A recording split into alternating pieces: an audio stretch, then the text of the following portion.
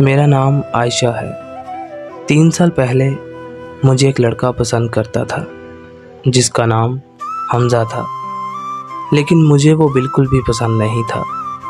میں جب بھی گھر سے باہر جاتی وہ میرے پیچھے آ جاتا۔ میں بہت تنگ آ چکی تھی، تو ایک دن میں نے اس سے بات کی کہ تمہارا مسئلہ کیا ہے؟ تم کیوں مجھے بار بار تنگ کرتے ہو؟ تو اس نے بولا کہ میں تمہیں پسند کرتا ہوں اور تم سے بات کرنا چاہتا ہوں۔ میں بنا کچھ بولے وہاں سے چلی گئی اور گھر جا کر ساری بات امی جان کو بتا دی۔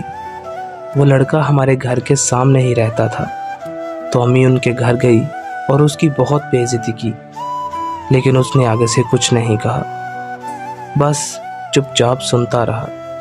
اس طرح کچھ دن تو آرام سے گزرے، لیکن کچھ دنوں کے بعد وہ پھر سے مجھے تنگ کرنے لگا اور میں نے پھر سے امی جان کو بتا دیا۔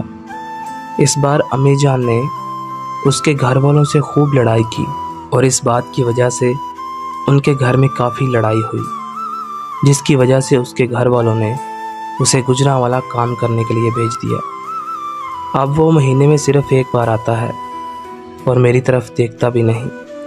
مجھے بہت عجیب لگا کہ اب تو یہ میری طرف دیکھتا بھی نہیں اور نہ ہی بات کرنے کی کوشش کرتا ہے۔ اسی دوران میری بہن کی شادی آ گئی۔ ہم نے اس کے گھر والوں کو بھی بلایا تھا۔ مجھے لگا تھا کہ وہ شادی میں نہیں آئے گا، لیکن وہ شادی میں آیا تھا۔ ہم نے شادی پر ایک ہی طرح کا جوڑا پہنا تھا۔ مجھے بھی اب وہ اچھا لگنے لگا تھا۔ شادی کے فوراً بعد وہ واپس چلا گیا، لیکن مجھے بہت افسوس ہوا کہ میری اس سے بات نہیں ہوئی۔ لیکن پتہ نہیں اسے کیا ہوا، وہ 2 دن میں واپس آ گیا اور پھر یہیں رہ کر کام کرنے لگا۔ وہ اب بھی میری طرف نہیں دیکھتا۔ ایک دن گھر میں کوئی نہیں تھا اور وہ ہمارے گھر کے سامنے سے گزرا۔ میں نے اسے آواز دی اور وہ رک گیا۔ میں نے اسے پوچھا کہ تم اب میری طرف دیکھتے کیوں نہیں اور نہ مجھ سے بات کرنے کی کوشش کرتے ہو؟ میں نے اسے واٹس ایپ کا نمبر دیا اور بولا کہ میں واٹس ایپ پہ میسیج کرتی ہوں۔ میں نے اسے میسیج کیا اور اسے ساری بات بتا دی کہ میں تم کو بہت پسند کرنے لگی ہوں۔ وہ بہت خوش ہوا، لیکن میں نے اسے بولا کہ میری ایک شرط ہے۔ تو وہ بولا کہ کیا شرط ہے؟ میں نے اسے کہا اگر تم مجھ سے شادی کرو گے تو میں تم سے بات کروں گی۔ وہ کچھ دیر خاموش رہا اور پھر اس نے ہاں بول دیا۔ اس رات ہم نے پوری رات بات کی تھی۔ ہماری محبت کو 1 سال ہو گیا تھا۔ میں نے اسے شادی کا بولا تو اس نے اپنی امی جان سے بات کی۔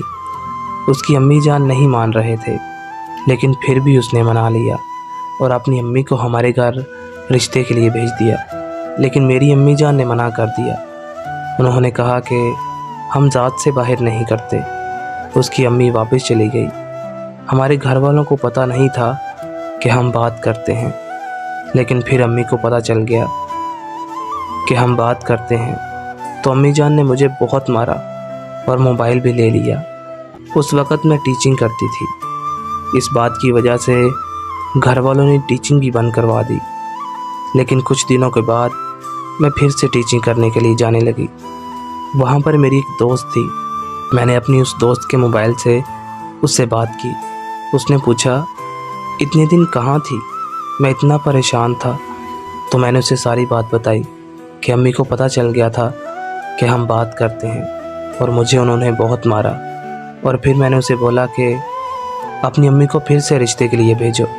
اس نے پھر سے اپنی امی کو بھیجا، لیکن میری امی جان نے پھر سے انکار کر دیا۔ اس نے مجھے بولا کہ اب میں اپنی امی کو نہیں بھیجوں گا، اب ہم کورٹ میرج کر لیتے ہیں۔